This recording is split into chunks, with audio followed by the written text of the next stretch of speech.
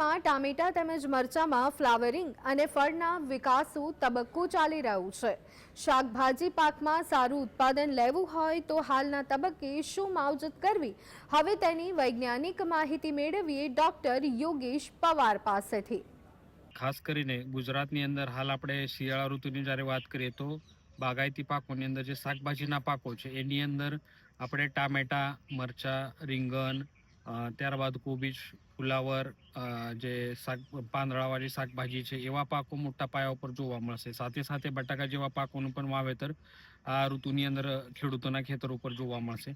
તો ખાસ કરીને ટામેટાની જ્યારે વાત કરીએ તો ટામેટાની અંદર હાલમાં જે પાક છે એ ફળ એની અંદર બેસવાના ચાલુ થઈ ગયા છે અને એની અંદર જે ખાસ કાળજી રાખવાની જે બાબત છે તો પોષણ વ્યવસ્થાપનમાં જે ખેડૂત મિત્રો ધ્યાન રાખવાનું છે તો એની અંદર સૂક્ષ્મ તત્વ જે છે સૂક્ષ્મ તત્વનો આપણે હાલ ઉપયોગ ખાસ કરીને કરવું પડે, કેમ કે ફૂલમાંથી જ્યારે ફળમાં એ જે એનું કન્વર્ઝન ચાલતું હોય ત્યારે સૂક્ષ્મ તત્વોની ખૂબ જ જરૂર એની અંદર પડતી હોય।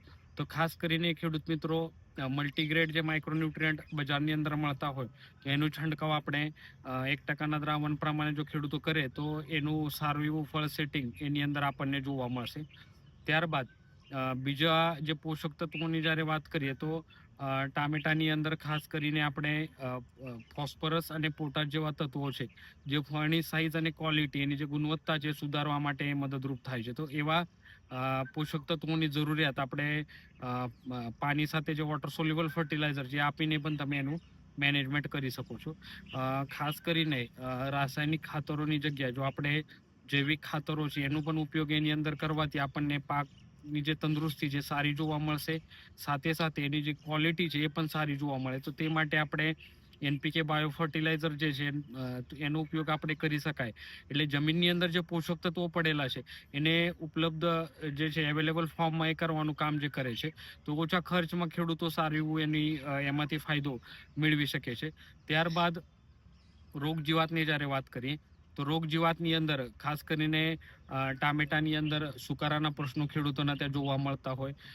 ત્યારબાદ જીવાતની અંદર આપણે પાનકુરિયું છે અથવા ચૂસિયા પ્રકારની જે જીવાતો છે એની અંદર જોવા મળતી હોય। તો ખાસ કરીને જીવાતની જ્યારે વાત કરીએ તો જીવાતની અંદર સૌથી પહેલા આપણે શરૂઆતના તબક્કામાં આપણે લીંબોળી તેલનું છંટકાવ આપણે કરીને આપણે ચૂસિયા પ્રકારની જીવાતોનું નિયંત્રણ આપણે મેળવી શકાય છે।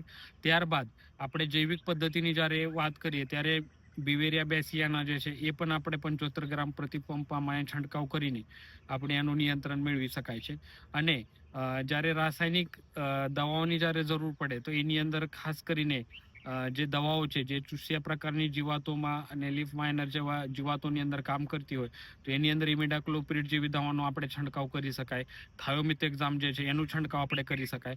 તો આપણે જો જરૂર હોય તો જ આપણે કેમિકલ સુધી જવાનું છે। તો એ રીતે આપણે જો એનું મેનેજમેન્ટ કરશું તો આપણે જીવાત નિયંત્રણ જે છે એ સારી રીતે આપણે એની અંદર કરી શકાય છે। ત્યારબાદ રોગની જ્યારે વાત કરીએ તો રોગની અંદર આપણે ખાસ કરીને એની અંદર પાન ઉપર આગતરો સુકારો આપણને જોવા મળતો હોય, પાન ઉપર ગોળ રીંગ જેવા ડાઘો પડેલા હશે અને એની અંદર આખા પાન ઉપર એ પછી છોડ ઉપર એની અસર જોવા મળે છે। તો એના માટે ખાસ કરીને શરૂઆતના તબક્કામાં જો જૈવિક પદ્ધતિની અંદર ખેડૂતો કરવા માંગતા હોય તો એના નિયંત્રણ માટે આપણે ટ્રાયકોડર્મા જે છે એ ટ્રાયકોડર્માનો આપણે 75 ગ્રામ પ્રમાણે 15 લીટર પાણીમાં લઈને એનું છંટકાવ કરવાનો છે।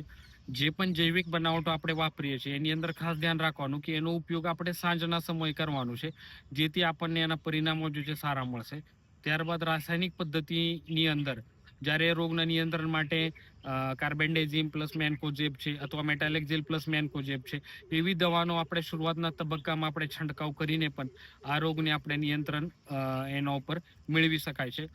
ત્યારબાદ પિયત વ્યવસ્થાપન સૌથી અગત્યની વાત છે શાકભાજી પાકોની અંદર।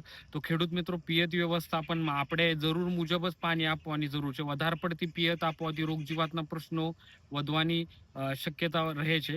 સાથે સાથે બપોરે થોડું હવે હાલમાં પણ શિયાળાની અંદર પણ ગરમીનું પ્રમાણ થોડું બપોરના સમય વધારે જોવા મળે છે તો આપણે એ સમય દરમિયાન પિયત આપવાનું ટાળવાનું છે। આપણે પિયત જે છે થોડું સાંજના સમય અથવા સવારના સમયે આપણે ટપક પિયત પદ્ધતિ દ્વારા જો એનું આપણે આપશું તો આપણને સારું એવું એનું પરિણામ જે છે એ રોગ જીવાત સામે પણ આપણને સારું એવું એનું રિઝલ્ટ જે છે સારા પરિણામો આપણને જોવા મળશે। આ ખાસ આપણે ટામેટાની અંદર ધ્યાન રાખવાનું છે।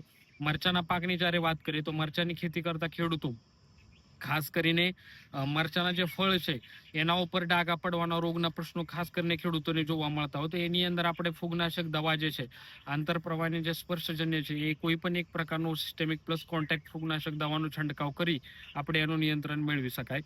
સાથે સાથે કોકડવાના જે પ્રશ્નો છે એ ખાસ કરીને જીવાતના લીધે ઉત્પન્ન થતું રોગ છે.